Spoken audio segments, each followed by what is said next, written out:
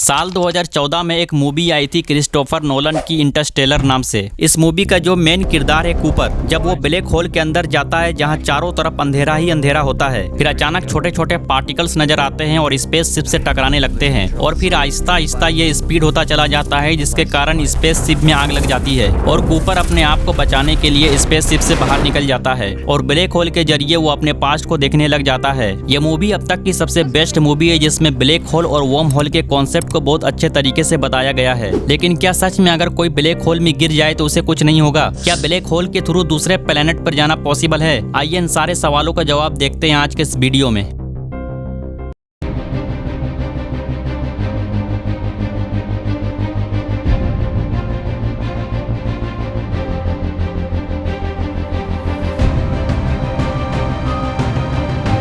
बाईस अगस्त 2022 को नासा ने 35 सेकेंड का एक ऑडियो क्लिप जारी किया जो सुनने में कुछ इस तरह का था।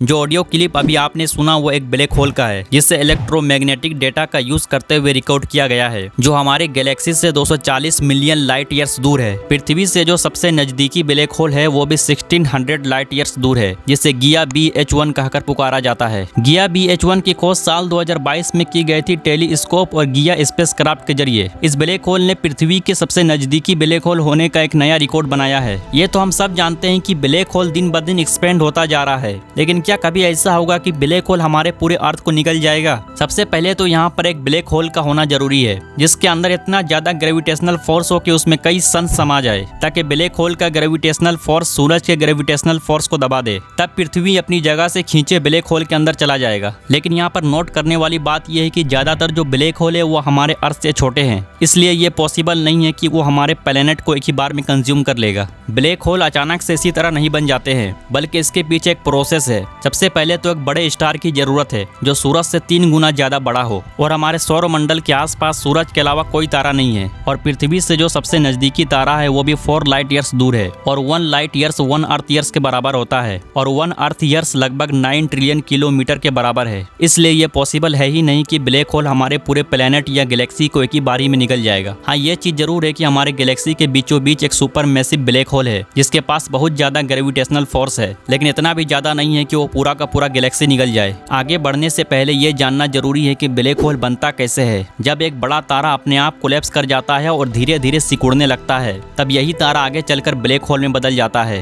अगर आप तारा का लाइफ साइकिल देखोगे तो ये बहुत ज्यादा डिपेंड करता है उनके साइज पर। अगर बड़ा तारा है तो उसका फ्यूल जल्दी खत्म होगा, जिसका मतलब है कि वो कुछ 100 या 1000 साल ही जी पाएगा। लेकिन अगर तारा छोटा है तो उसका फ्यूल कम खत्म होगा, जिसका मतलब है कि वो कई बिलियन ईयर्स तक जिंदा रहेगा। इस चार्ट को देखिए, तब जाकर के आपको समझ में आएगा कि तारा का एक्चुअल लाइफ होता कैसा है। अगर एक एवरेज स्टार है तो सबसे पहले वो रेड जायंट में बदलता है, उसके बाद प्लेनेटरी नेबुला में, उसके बाद व्हाइट ड्रॉप में। अगर एक मैसिव स्टार है तो सबसे पहले वो रेड सुपर जायंट में बदलता है, उसके बाद सुपरनोवा में, उसके बाद या तो वो न्यूट्रॉन स्टार बन जाता है या फिर ब्लैक होल। और अगर स्टार बहुत ज्यादा बड़ा है तो विस्फोट के बाद ज्यादातर ब्लैक होल ही बनता है। अब आते हैं असल क्वेश्चन पर, क्या होगा अगर आप ब्लैक होल में गिर जाते हो? क्या आप ब्लैक होल से जिंदा सही सलामत निकल सकते हो? सबसे पहले तो जब आप ब्लैक होल में गिरोगे तो ब्लैक होल का ग्रेविटेशनल फोर्स आपके बॉडी को सर से लेकर पांव तक रबड़ की तरह खींचेगा एक ही वक्त में, जिससे आपके बॉडी का धज्जिया उड़ जाएगा। सेजिटेरस एक सुपर मैसिव ब्लैक होल है हमारे मिल्की वे गैलेक्सी में, जिसकी चौड़ाई 44 मिलियन किलोमीटर तक है, जिसमें लगभग 4.31 मिलियन सोलर मास समा सकता है। इसकी खोज 1974 में की गई थी 2 एस्ट्रोनॉमर्स ब्रूस ब्लैक और रॉबर्ट एल ब्राउन के जरिए, लेकिन 1982 तक इसे कोई नाम नहीं दिया गया था। जब आप इस सेजिटेरस ब्लैक होल में गिरोगे तो आपकी जर्नी तब शुरू होगी जब आप इवेंट होराइजन को पार करोगे, जहां से रिटर्न आना पॉसिबल नहीं है।